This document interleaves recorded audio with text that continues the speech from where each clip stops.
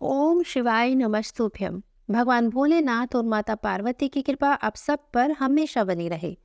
आज की इस वीडियो में आप सुनेंगे 16 सोमवार के व्रत की कथा। तो पौराणिक कथा के अनुसार एक बार मृत्यु लोक में भ्रमण करने की इच्छा से भगवान भोलेनाथ माता पार्वती के साथ पृथ्वी पर पधारे और यहाँ भी भ्रमण करते करते विदर्भ देश की अमरावती नाम की एक बहुत ही सुंदर नगरी में पहुंचे। अमरावती नगरी स्वर्ग के समान सभी सुखों से परिपूर्ण थी। उसमें वहां के महाराजा का बनाया हुआ एक बहुत सुंदर शिवजी का मंदिर भी था। अब भगवान भोलेनाथ अपनी पत्नी माता पार्वती के साथ उसी मंदिर में निवास करने लगे। एक समय माता पार्वती भगवान भोलेनाथ को प्रसन्न देखकर उनके साथ मनोविनोद करने की इच्छा से ऐसे प्रश्न करने लगी कि हे महाराज, क्या आज हम तुम दोनों चौसर खेलें? तब शिवजी ने अपने प्राण प्रिय की बात को मान लिया और चौसर खेलने लगे। उस समय इस स्थान पर मंदिर का पुजारी ब्राह्मण मंदिर में पूजा करने आया। अब माता ने पुजारी से प्रश्न किया कि पुजारी जी बताओ, इस बाजी में किसकी जीत होगी? अब पुजारी बिना विचारे शीघ्र ही बोल उठा कि महादेव की जीत होगी। थोड़ी देर में बाजी समाप्त हो गई और पार्वती जी विजय हुई। तो पार्वती जी ने पुजारी को झूठ बोलने के अपराध के कारण कोढ़ी होने का श्राप दे दिया।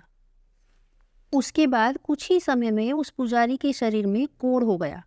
वह पुजारी अनेक प्रकार से दुखी रहने लगा और इस तरह के कष्ट पाते पाते जब उसे बहुत दिन हो गए तो एक बार देवलोक की अप्सराएं शिवजी की पूजा करने उसी मंदिर में आई और उस पुजारी के कोढ़ के कष्ट को देखकर वे बड़े ही दया भाव से उससे उसके रोगी होने का कारण पूछने लगी। पुजारी ने भी निसंकोच होकर सारी बातें उनसे कह दी। तब में अप्सराएं बोली, हे पुजारी, अब तुम अधिक दुखी मत होना। भगवान शिव तुम्हारे कष्ट को अवश्य दूर कर देंगे। तुम सब व्रतों में श्रेष्ठ 16 सोमवार का व्रत करो। तब वह पुजारी उन अप्सराओं के सामने हाथ जोड़कर बड़े विनम्र भाव से 16 सोमवार के व्रत की विधि पूछने लगा। अप्सराएं बोली कि जिस दिन सोमवार हो उस दिन भक्ति के साथ व्रत करें, स्वच्छ वस्त्र पहने और आधा सेर अच्छे बिने हुए स्वच्छ गेहूं का आटा लें। उसके 3 हिस्से बनाएं और घी, गुड़, नैवेद्य, पूंगी फल, बेलपत्र, जनेऊ जोड़ा, चंदन, अक्षत और पुष्पों के द्वारा प्रदोष काल में भगवान शंकर का विधि पूर्वक पूजन करें। उसके बाद उन 3 अंगों में से एक शिवजी को अर्पण करें और बाकी के 2 शिवजी की प्रसादी समझकर उपस्थित जनों में बांट दें और स्वयं भी उसमें से प्रसाद ग्रहण करें। इस विधि से 16 सोमवार का व्रत करें। उसके बाद 17वें सोमवार के दिन पाव सेर गेहूं के आटे की बाटी बनाएं। उसमें उसी के अनुसार घी और गुड़ मिलाकर चूरमा बना लें और शिवजी का भोग लगाकर उपस्थित भक्तों में बांट दें और उसके बाद स्वयं भी अपने परिवार सहित प्रसाद ग्रहण करें। ऐसा करने से भगवान भोलेनाथ की कृपा से आपके सभी मनोरथ पूर्ण हो जाएंगे। ऐसा कहकर वे अप्सराएं स्वर्ग को चली गई। उस ब्राह्मण ने यथाविधि 16 सोमवार व्रत किए और भगवान शिवजी की कृपा से रोग मुक्त होकर आनंद पूर्वक रहने लगा। कुछ दिनों के बाद एक बार शिवजी और माता पार्वती फिर से उस मंदिर में पधारे। तब पुजारी को निरोग देखकर माता पार्वती ने पुजारी से उसके रोग मुक्त होने का कारण पूछा। तो पुजारी ने 16 सोमवार व्रत की पूरी कथा कह सुनाई। यह सुनकर माता पार्वती ने अत्यंत प्रसन्न होकर उस पुजारी से 16 सोमवार व्रत की पूरी विधि पूछी और स्वयं भी 16 सोमवार व्रत करने को तैयार हो गई। और उनके ये व्रत करने से उनके रूठे हुए पुत्र कार्तिकेय स्वयं ही माता के आज्ञाकारी पुत्र हो गए। उसके बाद कार्तिकेय को अपने अंदर यह विचार परिवर्तन का रहस्य जानने की इच्छा उत्पन्न हुई और वे माता पार्वती से बोले कि हे माता जी, आपने ऐसा कौन सा उपाय किया जिससे मेरा मन आपकी ओर आकर्षित हो गया? तब पार्वती जी ने वही 16 सोमवार व्रत की कथा कार्तिकेय को कह सुनाई। तब वे बोले कि इस व्रत को मैं भी करूँगा, क्योंकि मेरा प्रिय मित्र ब्राह्मण बहुत दुखी दिल से परदेश गया है और मुझे उससे मिलने की बहुत इच्छा हो रही है। तब कार्तिकेय जी ने भी इस व्रत को विधि पूर्वक किया तो उनका प्रिय मित्र उनसे आकर मिल गया।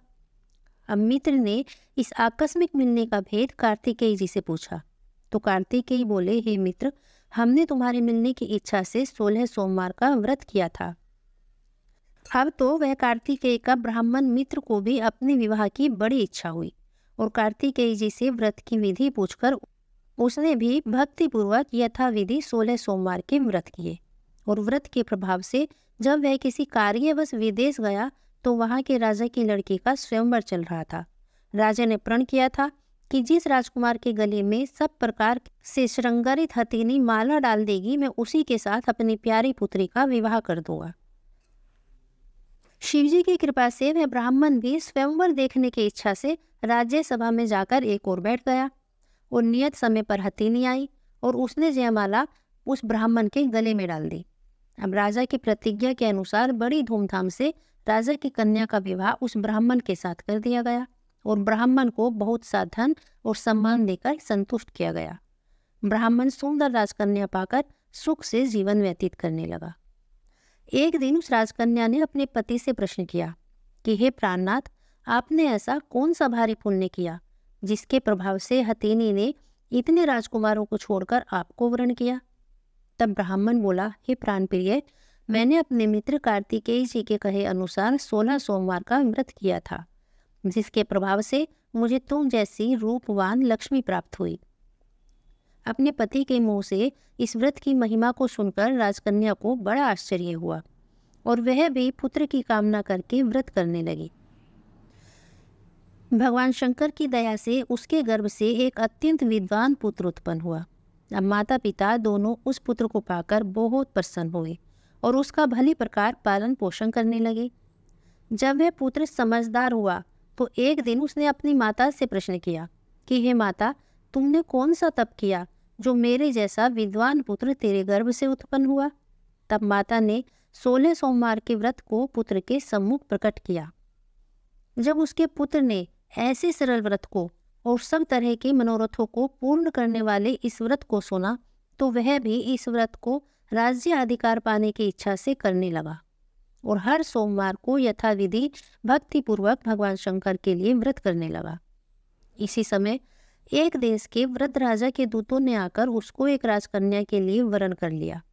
राजा ने अपनी पुत्री का विवाह उस ब्राह्मण युवक के साथ करके बड़ा सुख प्राप्त किया। वृद्ध राजा के देवलोक जाने पर यही ब्राह्मण बालक गद्दी पर बैठाया गया, क्योंकि दिवंगत राजा के कोई पुत्र नहीं था।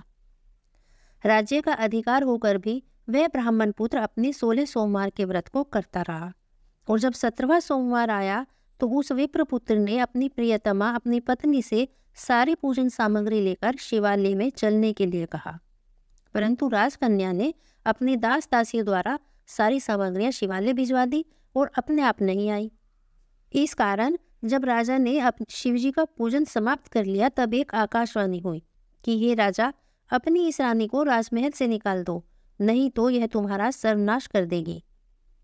आकाशवाणी को सुनकर राजा तत्काल ही मंत्रणा गृह में आकर अपने सभी सभासदों को बुलाकर पूछने लगा कि हे मंत्रियों, मुझे आज शिवजी की ऐसी वाणी हुई है कि राजा, तू अपनी इस रानी को महल से निकाल दे, नहीं तो ये तेरा सर्वनाश कर देगी। सारे मंत्री यह सुनकर बड़े आश्चर्यचकित थे और बहुत ही दुख में डूब गए, क्योंकि जिस कन्या के कारण उसे यह राज मिला है, राजा उसे ही निकालने का जाल रच रहा है। भला यह कैसे हो सकता है। अंत में राजा ने उसे अपने यहाँ से निकाल दिया।